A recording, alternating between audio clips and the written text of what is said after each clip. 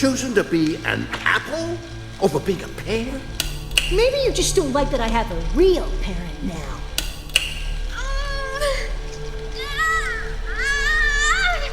But I never forgave myself for how much Equestria suffered because of me. Hey guys, it's Josh from the Bread Group, and let me first mention that this form of content is like wildly different from anything that I've ever made.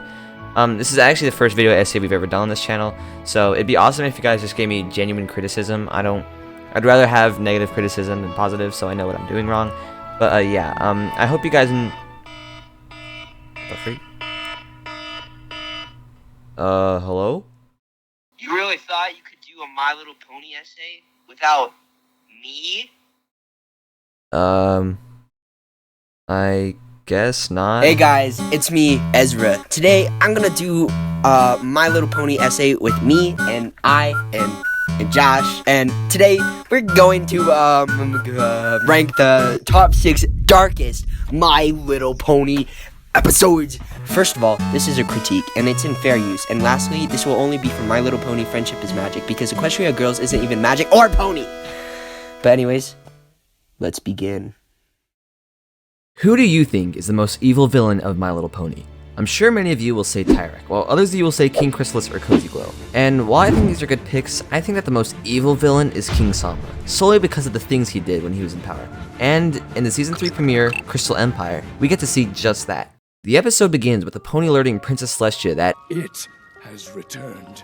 And she immediately enlists Princess Cadance and Twilight for help. When Twilight arrives, Princess Celestia explains that an ancient land called the Crystal Empire has returned. She explains that 1,000 years ago, an evil unicorn named King Sombra took over the empire, and we see a shot of ponies being enslaved? However, King Sombra was then overthrown, but he put a curse on the empire which caused it to disappear. Now, the empire has returned, and Celestia explains that in order to protect it, they must bring positivity to the empire. Twilight then returns to Ponyville, and she informs her friends that they need to go to the Crystal Empire to protect it. We then get about a 3-second travel montage, and soon the group stumbles upon Shining Armor, who explains that King Sombra has also returned to harm the empire. They then get chased by a dark evil King Sombra cloud, and they begin to run towards the empire. Shining Armor then tries to attack the dark cloud to buy the pony's time, but his attacks do absolutely nothing, and the cloud then swallows him, or something. But it's okay. He just got a little bit of Minecraft obsidian on his horn. They then reach the castle and see Princess Cadance, and she then greets Twilight by doing a special dance. Shining Armor then explains that Cadance has been awake 24/7 keeping the empire up with her positivity, but she's now getting sleep deprived, and she needs help. The group then goes back into the city to get some more information, and it turns out that all the ponies don't remember anything except that King Sombra took over. Applejack then tells the group that the only information she got was about a library, so the group travels over to see what the deal is. Twilight then approaches the librarian, and they ask for a history book to get more information. It then becomes apparent that the librarian doesn't know anything about where the books are, and she basically tells the group to find it themselves because she can't remember. Soon, Twilight finds the right book, and upon reading it, she finds out that the Empire used to host a fair, which was a tradition made to bring joy and renew the unity of the ponies. So, the group decides to make one, and we get a montage of the group setting up the fair to a catchy song. And Twilight explains that the centerpiece of the town was a crystal heart, which she attempted to recreate. The group then makes an announcement to invite all the ponies to the fair, and we see the crystal ponies begin to turn back into normal as they have fun at the fair. However, the group learns that the crystal heart was the very thing that protected the empire, and that the point of the fair was to power it with the joy of the ponies. It turns out that there was a missing page in the book that explained that, and now the only thing that is protecting the empire is Cadance's magic. Well, shoot. Twilight then tells Shining Armor that she'll go retrieve the crystal heart, and she leaves the rest of the ponies to keep up the fair as she retrieves it with Spike. They start by searching through the castle, and soon Twilight makes a discovery. Of course! She realizes that the castle was original King Sombra's, so she pulls a Riku and uses the power of darkness to turn it back into its original state. Yeah, Twilight uses darkness. I don't know why. They then find a staircase, and Twilight begins to venture down it. She soon finds a door, but it trolls her, and she struggles to open it. She then once again uses her powers of darkness to open it, and she runs through it to end up in Princess Celestia's castle? We then get a scene where Celestia informs her that she failed the test and won't continue her studies, and this absolutely crushes Twilight's heart. She then begins to cry, but a voice calls her name over and over. Twilight then awakens back in the castle, and it turns out that Spike was the one calling her name, trying to wake her up. She then realizes that the door is cursed, and it plays the worst nightmare of whoever enters through it. And we see Spike begin to freak out as he sees Twilight give up on him. Twilight then gets him to snap out of it, and the two of them enter through the door to find another giant staircase. She then decides to flip gravity to go up it faster, and she soon reaches the top of the castle, where she finds the crystal heart. However, King Somber's darkness begins to spread to the ponies, and it traps Twilight, who tells Spike to bring the heart back.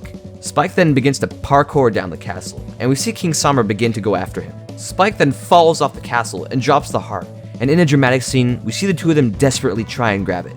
Then Shining Armor grabs Cadence and chucks her towards them, and she grabs the spike and the heart. She grabs the spike. What is this, Valorant? And she grabs Spike and the heart. She then returns it to its place, and we can see the Empire begin to return to its original state. In one of the darkest scenes of the whole show, we see the light begin to spread to King Somber, and he literally explodes. Yup. 4-7. We then see everyone rekindle after the battle, as well as transform into crystal ponies, and we see the group bade farewell to everyone. In the last scene of the episode, we see the ponies sing about how Twilight passed her test, and the episode ends as we see the group return home.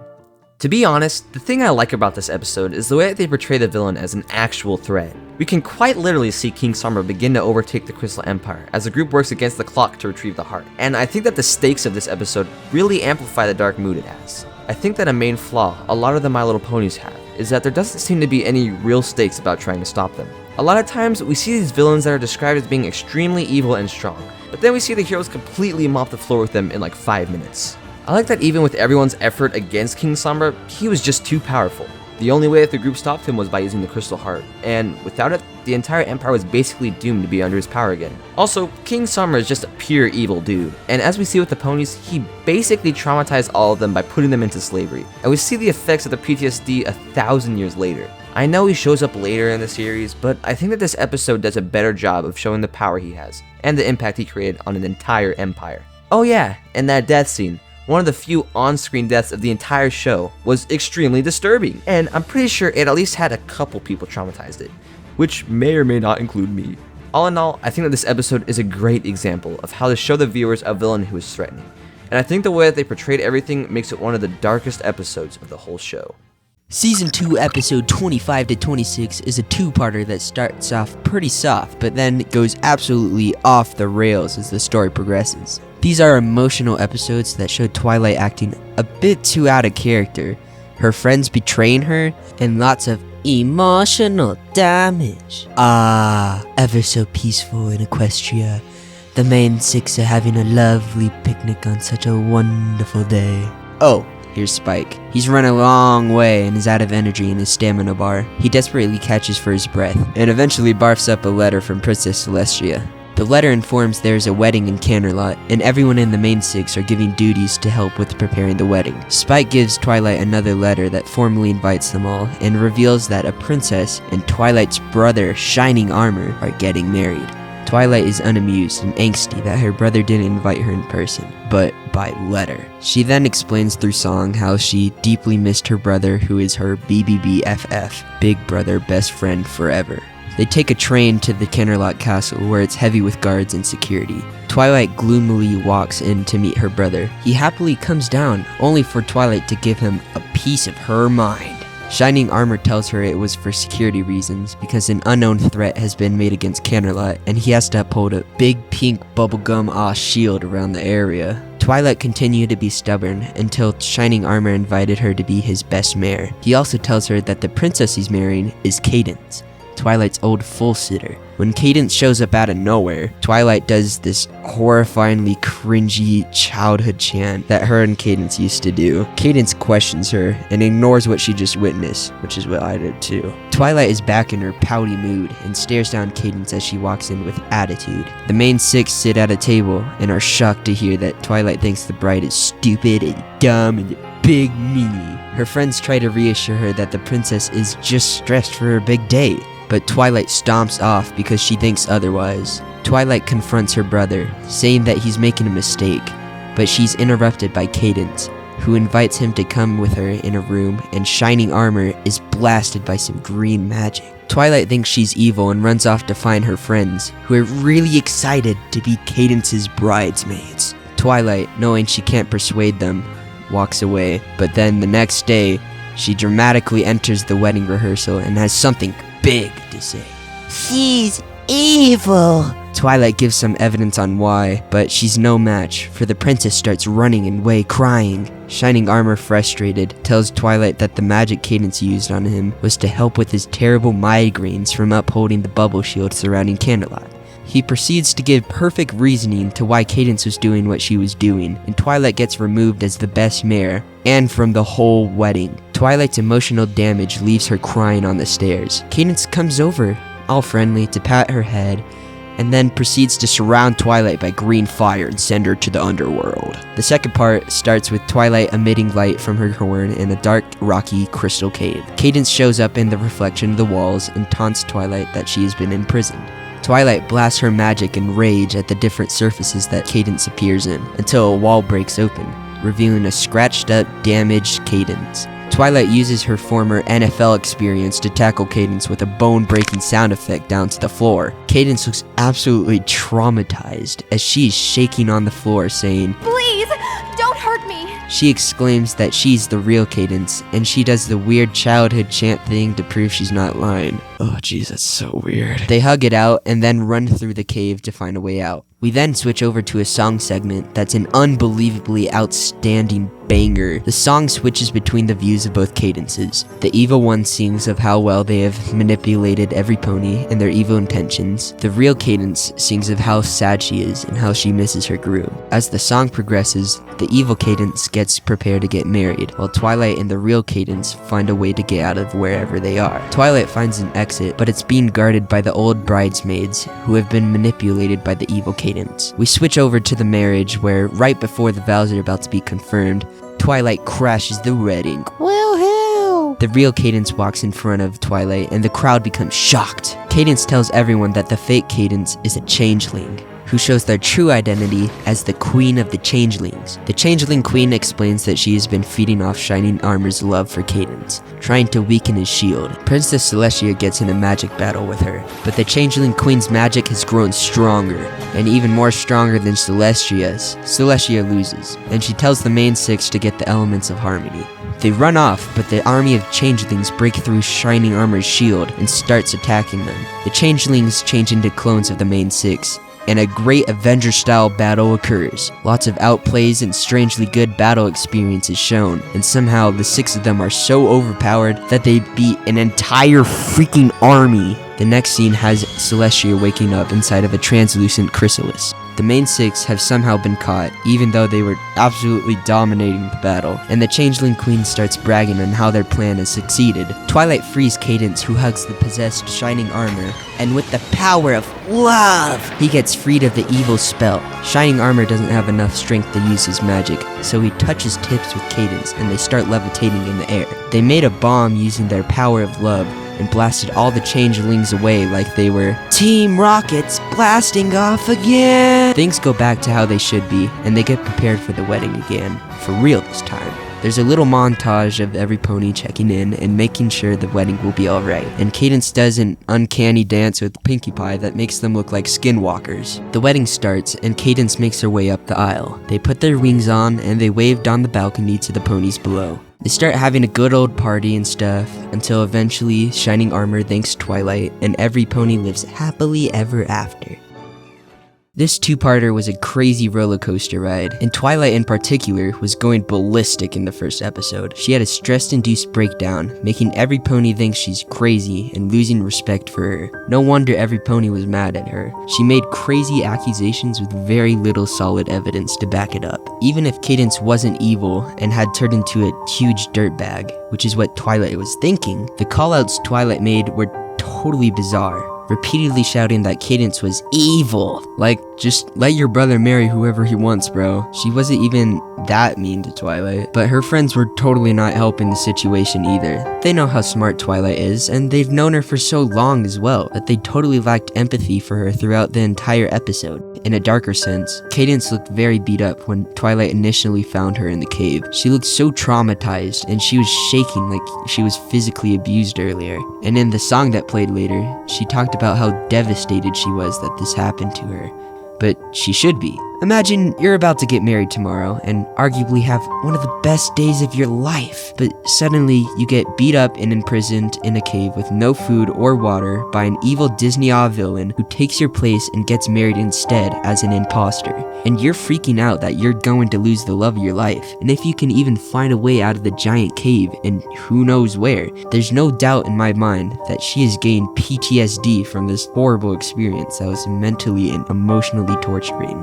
And because of that reason, these are some of the darkest My Little Pony episodes. Do you guys enjoy watching people go insane to the point where they have a psychotic breakdown? Well, luckily for you, Season 1 Episode 29, Party of One, includes just that. And boy, it's pretty weird. The episode begins with Pinkie Pie inviting her friends to her pet alligator, Gummy's first birthday party, with a Pinkie Pie signature song to go along with it. We get a small glimpse of the party, as we watch different ponies have a great time, and Rainbow Dash says that she'll always be at any party that Pinkie Pie plans. Yeah, I wonder how that'll turn out. We also see Rarity spit out a drink that was not water into a plant, which probably could have killed it. Shame on you, Rarity. Kalani, do you have anything to say about this? Not cool, man. Not cool. Soon the party ends and everyone says their goodbyes and thank yous to Pinkie Pie. And Twilight makes the ultimate mistake of saying, "We should do this again soon." Which, you guessed it, prompts Pinkie Pie to create an birthday party for Gummy's first birthday.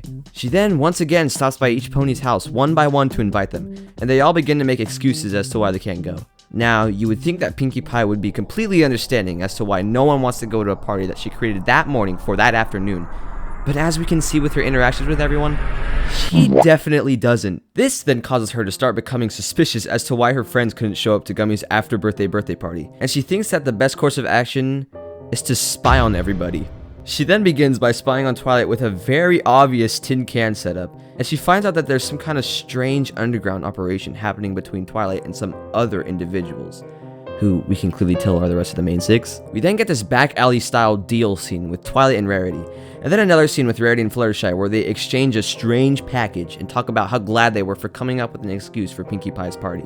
Pinkie Pie, being disguised in a hay bale, hears the entire conversation and then completely blows her cover to Rainbow Dash, who begins to run away.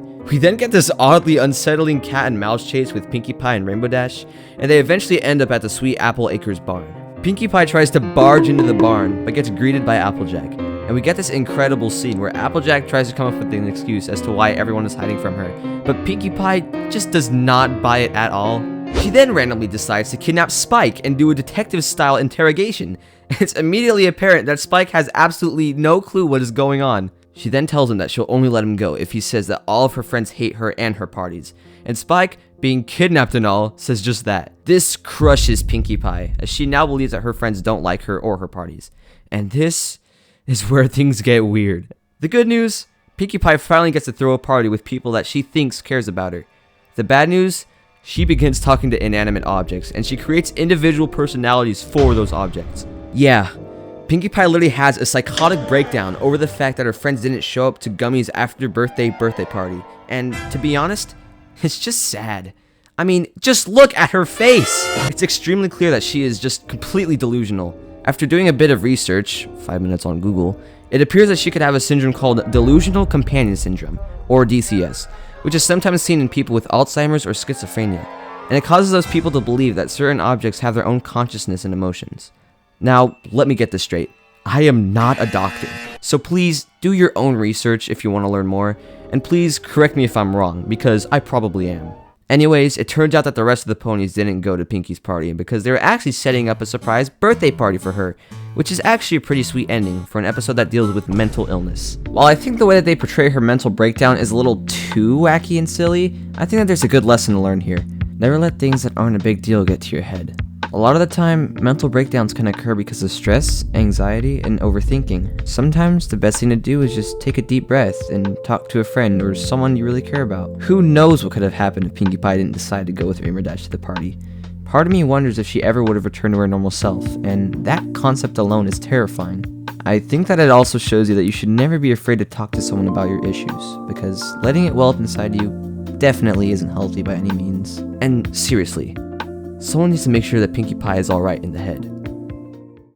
Would you be surprised if I told you that self-harm was the entire main topic of a kids show whose primary target demographic is girls aged 4 to 7? Well, in Season 5, Episode 13 of My Little Pony Friendship is Magic, we discover that Princess Luna made a manifestation of darkness called the Tanibus in order to punish herself for what she did as Nightmare Moon. The Tanibus was kept in her dreams to make her nightmares every single night, until one dream, she let it transform her into Nightmare Moon as usual, and the main 6 used their Rainbow Friendship Power Blast to eliminate her to free her of her nightmare form. Unfortunately, the Tanibus was informed and aware of their existence of the main 6 and quickly escaped into the dreams of the main 6, where it could turn all their dreams into nightmares. We then shift over to the main 6, who are extremely tired and clumsily caring for their pets. They all get absolutely flabbergasted when Twilight exclaims that she had a nightmare about blue smoke. They all claim that they've had a nightmare about the same thing. They report to Princess Luna about their nightmare,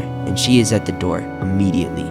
Princess Luna explains that the Tanibus she created can grow in power, which also increases its size, and eventually poke a hole in our dream, and it'll spread its corruption in the real world, making it a living nightmare. They attempt to solve the problem by all having a group sleeping session so Princess Luna can try to hunt down the Tanibus. It is first spotted in Rarity's dream, where it would turn the floating dresses into Demogorgon-type creatures. The Tanibus escapes, so Princess Luna chases it after leaving Rarity to fend for herself. She then stumbles into Pinkie Pie's dream, where Pinkie Pie would jump through settings and stop at one setting full of cake. She then approaches a massive cake, only to back away in disgust because the cake starts turning into monsters. Princess Luna blasts the cakes away and continues to chase the Tanibus all the way into Fluttershy's dream, where her giant pet bunny brushes her hair. And it didn't take long until the Tanibus did its work and turned the bunny to a beast. Princess Luna swoops in to save Fluttershy and places her on a tree. The Tanibus escapes again through a birdhouse, and Princess Luna continues the wild goose chase of trying to catch it. She then finds the Tanibus causing corruption in Applejack's dream. It rots and penetrates through a giant apple, with Princess Luna following close behind. A smooth transition from the apple to Rainbow Dash's dream is presented, and Princess Luna finds Rainbow Dash being hardcore and beating up changelings. Princess Luna thinks the Tanibus has already affected her dream, but Rainbow Dash tells her that this is her favorite dream. The Tanibus then actually affects the dream by turning everything into a happy dreamland full of singing sunflowers. Rainbow Dash totally loses it. Princess Luna chases the Tanibus again. It's now Twilight's dream, where she dreams about reading books. The books start flying and chasing Twilight, and the Tanibus appears in front of her. But then once again, Princess Luna is there to save the day by uselessly shooting her magic that does absolutely nothing except make a jump scare for everyone to wake up to. Spike, being the tier 3 simp he is, rushes to Rarity, his little pony crush, and asks if everyone is alright. Some ponies tell of how scary their dreams were, and Princess Luna tells every pony that she failed. They start talking about ways to catch it, and come up with the plan to have Princess Luna use a large amount of power to connect every pony in the area into the same dream, so the Tanibus has nowhere else to hide. They all go to sleep and start the plan. Many strange things happen around since everyone is in a dream, until Princess Luna appears and announces to every pony that she is deeply sorry for creating the Tanibus, and that she'll end its reign. She starts shooting her magic at it, but it has no effect, for the Tanibus has grown too strong and she has to focus her magic on the shared dream. Now it's all up to the main 6. They recruit every pony in the dream to defeat the Tanibus using their imaginative dream power. They fought valiantly, but ultimately failed. Twilight tells Princess Luna that her guilt is what's feeding the power of the Tanibus. Princess Luna starts getting emotional and informs us that she created the Tanibus to inflict pain on her in the form of nightmares every night in order to punish herself for the things she's done as Nightmare Moon. She did this to make sure she never forgave herself for how much Equestria has suffered because of her. The Tanibus grows exponentially. Princess Luna claims she's no good and even cries that her creation is about to create havoc among the world. Twilight gives Luna a quick lecture and tells her that she should trust them to trust her and forgive herself. Luna smiles and says, "I do." The Tanibus instantly shrinks in agony and gets absorbed by Luna. The episode ends with every pony waking up and being relieved that the problem was resolved, except for Princess Luna, who was still asleep and was dreaming about sleeping. This is a great episode that's filled with lots of action and drama.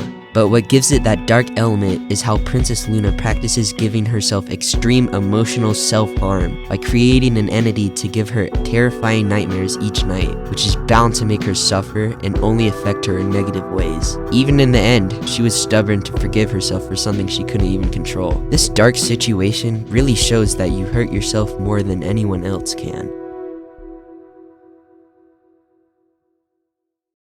With the release of My Little Pony: Friendship is Magic, many viewers began to question what happened to the parents of Applejack, Big Macintosh, and Apple Bloom, and many people for years speculated what happened to them. Some people think that they died from timberwolves, some people think that Pear Butter died during childbirth, and Bright Mac died of heartbreak. Some even think that they were hunted down by the CIA. Ultimately, we never found out. Luckily though, Season 7, Episode 13, A Perfect Pair, discusses their backstory with being in love, while being forcefully kept apart. And man, this episode is a strong one. This episode made me cry! The episode begins with Apple Bloom walking through Ponyville when she stumbles upon a man named Grandpere, and she learns from a random pony that he had used to live there, and that he had a farm. But he left because he wanted a Change of pace. Grandpere then gives her a free jar of pear jam out of the kindness of his heart, and Apple Bloom returns home. However, Applejack and Big Macintosh freak out about it, because it turns out that there was a long-standing feud between the Apple family and the Pear family. But Applejack and Big Macintosh don't really know what caused the feud, because Granny Smith doesn't like to talk about it, so they decide to visit the family historian named Goldie Delicious for more information. We learned that a long time ago, there was another farm next to Sweet Apple Acres owned by the Pear family, and we see that the two separate families were each other's biggest competitors. We also see younger versions of Granny Smith and Grandpere, and it's very clear that their families absolutely despise each other, except for two young ponies named Pear Butter and Bright Mac. They both talk to one another, and Bright Mac in a weirdly manly voice says that if you hold a buttercup under your chin, it'll make your chin glow. And after he sees her do it, he falls in love. Applejack, Apple Bloom, and Macintosh then freak out as they realize that their mother was from the Pear family, and Goldie tells them that they could ask their dad's old friend Burnt Oakwood about more information. Upon arriving, Burnt Oakwood begins to reminisce about their old friendship, and he begins by telling a funny story of when the two of them were racing and Bright Mac got distracted by Pear Butter, and he ended up crashing into a water silo. Grandpere then got super angry at Pear Butter, and Bright Mac came forward and explained that it was his fault. He then told them that they could ask Miss Cake about more information, as she was Pear Butter's best friend. So, the group makes the journey to the bakery to see her. She tells a story about one time where she was going to deliver a surprise cake to Pear Butter, but she stumbled upon the two of them having a picnic. She then sees them about to kiss, but she blows her cover when she snaps a twig. She then slowly walks out and greets them, but Granny Smith soon finds them and calls them out. We then get another scene of the two of them sitting up on a rock on a picnic, and the two of them celebrate their anniversary of the first time they met. Bright Mac then gives her a flower, and she pulls out her guitar to play this song, and this is where the tears start flowing. We get an absolutely touching montage that shows the two of them together, and the song that she sings on top of being emotional is an absolute bop. It then shows them trying to keep their love a secret throughout the years, and as the song ends, Bright Mac takes her to a carving he made for them in a rock.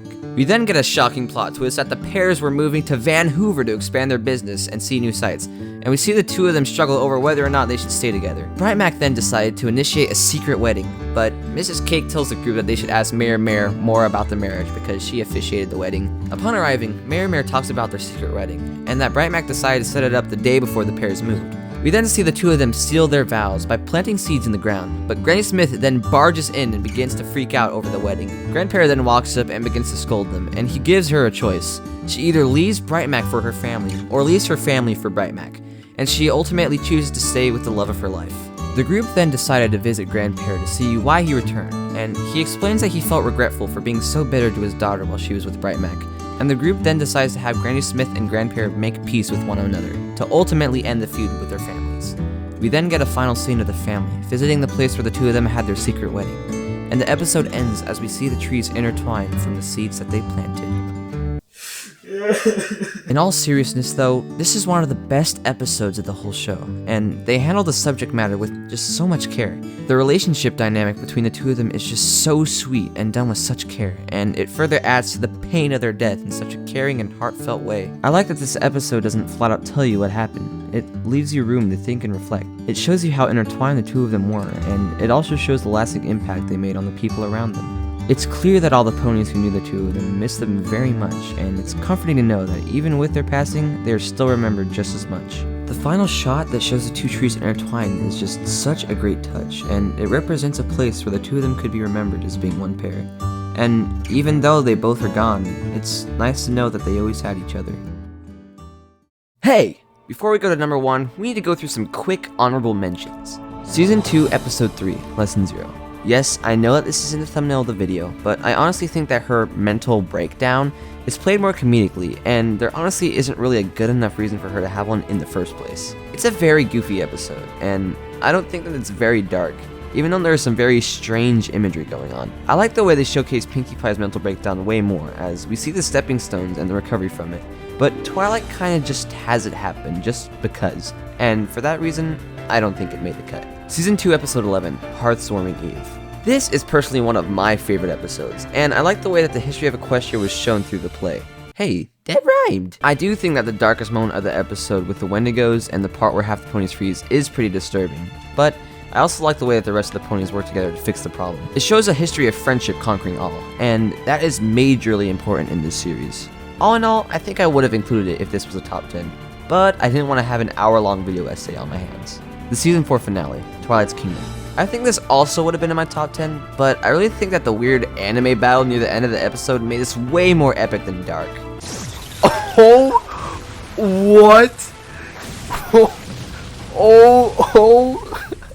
Bro, dude, this is better than half the animes I've seen. I think that the way Tyrek consumed magic from all the other ponies was incredibly dark, as he basically sucked the life out of them, but then again, the stakes don't really seem that high with Twilight being as OP as she is. I also think Discord's portrayal made it pretty dark, but then again, he didn't really do a whole lot except stand around. If they treated Tyrek's overtaking of everyone more seriously, I think that it definitely would have been higher, but it seems more cliche than anything.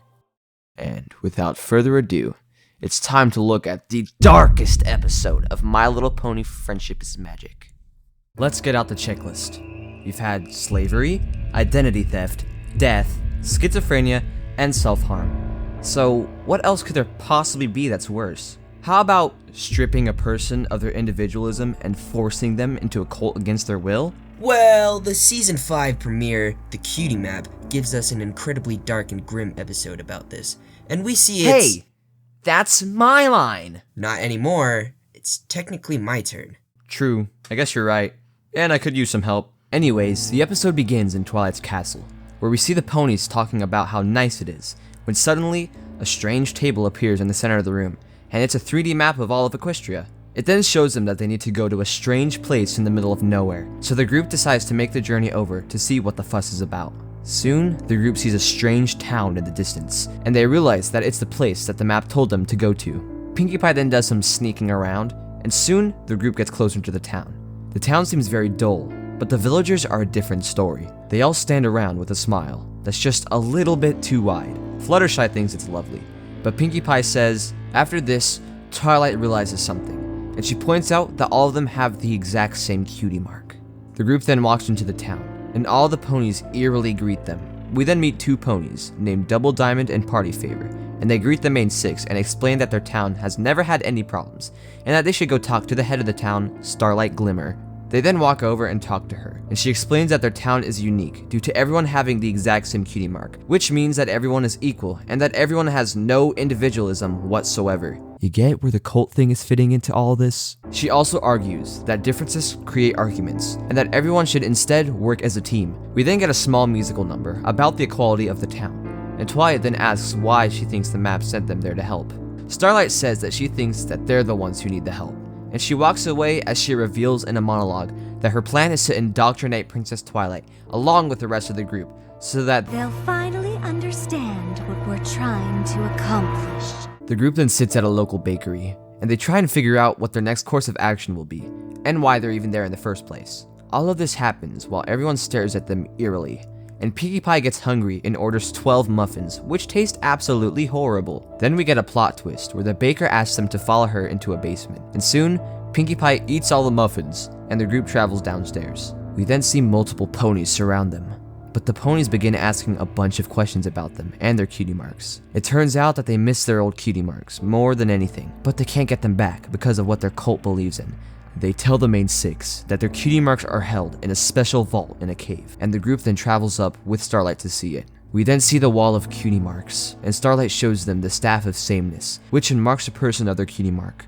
Suddenly, every pony surrounds the group, and Twilight tries to fight back, but it's too late. We get a disturbing scene where the staff of sameness shoots its ray towards Twilight, and we can see her cutie mark get forcefully removed from her flank as she cries out in pain. The rest of the main six then have theirs removed, and Starlight speaks about how their cutie marks are evil, and that they can spend the rest of their lives in the town, along with every pony else. In episode 2, we find the main six locked in a room suffering and being sad. None of them are able to use their cutie mark talents, for they've been taken away. Each of them attempt to use their talents, but the cult mark glooms and they just make themselves look useless. Every pony waits and finds ways to pass the time, except for Twilight, who thinks for what seems like hours on a way to get out. Until it hits. Got it. Every pony wakes up from their nap. While they're skeptical that Twilight found a way, she explains the cult will let them out if they simply accept their philosophy. While the cult wouldn't believe most of the main six accepting their way after just one night, Fluttershy is an exception, for she has only complimented and enjoyed the town so far, so she eventually agrees and is told that once she's out, she has to find a way to get the cutie marks back. Starlight walks into the room. She invites them outside to see if any of them will accept the philosophy of their cult. Every pony except for Fluttershy angrily disses the town for not allowing their unique cutie marks. Starlight sends them all back to their little jail, and Twilight gives Fluttershy a little kick so the plan can begin. Their plan runs smoothly, and the whole town welcomes Fluttershy, but Starlight asks Fluttershy if she could rat out the ponies who were dissatisfied with their lives, as a trial to ensure she's one of them. Fluttershy starts sweating and tells Starlight that she didn't know their names or faces, but Starlight knows they spoke to Fluttershy directly, and she's now forcing her to point them out. One of the ponies bravely steps up and tells her that he is the only one. He tells his thoughts, but he is sent to jail. The main six huddles up and makes a plan to stay positive with each other in order to influence the guy in the jail with them to spread their beliefs to the rest of the village.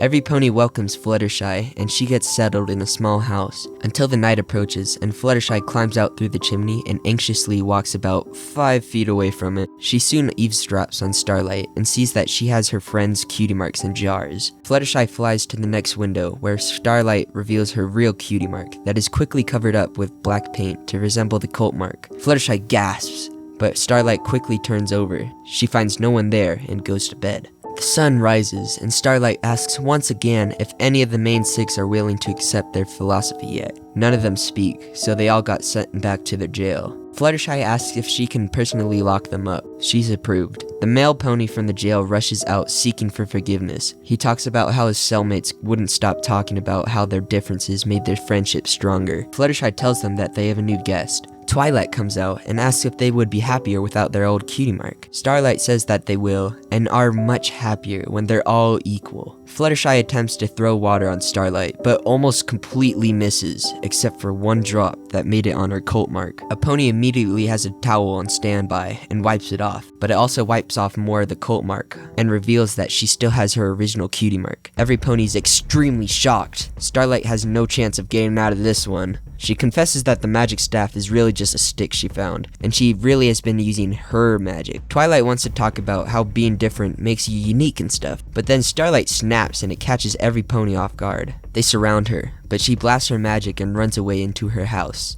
Every pony in the town rushes to get their cutie marks from the vault, but the main six have to get theirs from Starlight's house. Every pony hopelessly bangs their hooves on the wall containing their cutie marks, but suddenly some dude runs in with the magic stick and chucks it, breaking the wall, and all the cutie marks start flying out. Every pony from the town gets a glow up, and their talents back. Starlight takes captive of the main six's cutie marks and runs into a hidden basement. The main six can't get in the door, but the ponies from the town return back to break it down. They investigate around the house and find the basement. It leads to an exit of a cave, and they see Starlight running away. Some guy creates a makeshift pair of fully functional binoculars out of a balloon and tells every pony where she's probably planning to run off to. The main six are useless in the state that they're in right now. so it all depends on the former cult members. The chase is on. The ponies showcase their talents as they pursue the chase. Starlight breaks a stone bridge, and somehow the balloon pony uses the Fortnite blueprints and instantly creates a balloon bridge. Later, a pony finds his old skis and speedily approaches Starlight and buries her in snow. The cutie marks are released from the jars, and the main six get their talents back. Starlight erects from the snow and blasts a beam at the ponies. Twilight intercepts by creating a magic shield. Twilight talks about how friendship is magic and all that, but Starlight basically says, "You're stupid," then blasts her magic to escape into the cave. The former cult ponies reveal they're going to stay in their current town without their cruel leader. The episode ends with the main six conversing about saving the town by using their friendship power, and they later join the celebration with the town. I'm still shocked that a show as happy-go-lucky as My Little Pony would include an episode like this, and I'm honestly all for it. This episode, on top of being dark, is written really well, and I think that the way they show the strange pony cult is also done really well. It reminded me of a few other real-world cults and ideologies like communism, Heaven's Gate, and People's Temple, and I think that they treated it very similar. It's apparent that everyone in these cults are completely brainwashed, and any small breaches of humanity in their mind are instantly corrected, which is extremely disturbing. A lot of times, the cults indoctrinate you by acting as if everything is perfect and alright, but once you join it, your only option is to follow the leader, or face the consequences, which are usually fatal. I may even do a separate video just to dive into these cults to compare them, but that's for another day. It surprises me when topics like these are shown in kids shows, but I think it's important to teach the viewer about the dangers and reality of cults, or even any kind of group of people that seem untrustworthy. I also think that this is darker than any other episode of the show, because we can see the effects that being in a cult has on a group of people, and it's extremely depressing on top of being creepy. We can see that these people were once happy, normal ponies, but one mistake they made cost them their entire humanity and basically reduced them to robots. It's clear that a ton of ponies wanted to have their humanity back more than anything, but the only thing they could do is, well, nothing. Also, like I said, the way they portray everything is extremely creepy, and I can only begin to imagine the amount of nightmares kids had after watching it. Pinkie Pie summarized it well when she said that everyone's smiles seemed fake and terrifying, and I stand by that claim. Seeing everyone staring with that wide smile is just, it's creepy. I mean, imagine you walk into a town, and you see everyone surround you with that creepy smile, and they're all dressed the same. Yeah, I'd run for the hills too. Anything to add, Ezra? I'd like to inform everyone once more, My Little Pony was originally meant for kids of the age 6 and up. They should definitely add an emphasis to the up. That was certainly something. Brainwashing, oppression, and thought crimes are all packed in this two-parter about a cult. And a detail I found interesting was when the main six was trapped in that one reformation room, every once in a while, the public announcement speaker in the room would literally promote propaganda for the cult as a method to brainwash whoever is currently in that room. But overall, this episode was really good. And I like the mature topic on it because it feels so unexpected, and I thought it was really thought-provoking as well. And that was a lot of yapping about My Little Pony. I seriously underestimated how dark this show really was until I started researching for this video, and it honestly has given me a newfound respect for it. I think it's good for shows to show their dark side sometimes, and that especially has become rare in recent times. Having dark themes in TV shows is a great way to convey a more emotional story, as well as being a good way to introduce many difficult topics to kids. I like that episodes like these have elements for everyone, and it doesn't have to be all cupcakes and rainbows all the time, because I wouldn't expect anything like this from a show as cutesy looking as this one. I think that the topics shown in these episodes are done with a lot of care and maturity, and it's apparent that the showrunners care enough to add some depth to the episodes that you wouldn't normally expect. All in all, I still think that My Little Pony has something for everyone watching, and it's a shame that it has the reputation it has, especially with the brony fandom. I've enjoyed this show far more than I ever thought I would, and I can comfortably say that this is one of my favorite kids shows, if not shows in general. Also, I would like to thank you, viewer, for watching the video this far. This initially started as a funny video essay that I wanted to get out of my system, but I've realized that I really enjoy making this type of content. I'll definitely do more of these kind of videos in the future, but the only thing I need right now is just support from you guys. Like I said, this is wildly different from any other content on our channel, so I don't have a clue on how this will affect it, but I'm hoping that I can do both gaming and video essays simultaneously, as well as maybe some vlogs and challenges and some other stuff later on. I'll be moving back in with my friends in about a month, so we'll definitely be reaching some new territory, so stay tuned for that. For now, all I can ask is for you to subscribe if you like this content, as it's the best way that you can benefit our channel. Also, don't be afraid to leave a comment. And if you're into art, then DM us on Instagram's fanart. Look at the end of the video for more information if you're interested on that. Anyways, thank you guys for watching. Comment, like, and subscribe, and peace out. We're far apart in every way, but you're the best part of my day. And sure as I breathe the air, I know we are the perfect pair on a prickly path that goes on for miles. But it's worth it just to see you smile. I cannot be pulled apart from the hold you have in my heart. And even if the world tells us it's wrong, you're in my head like a catchy song. Oh yeah, and you should totally subscribe to this channel so we can do more content like this. I'll see you guys next time.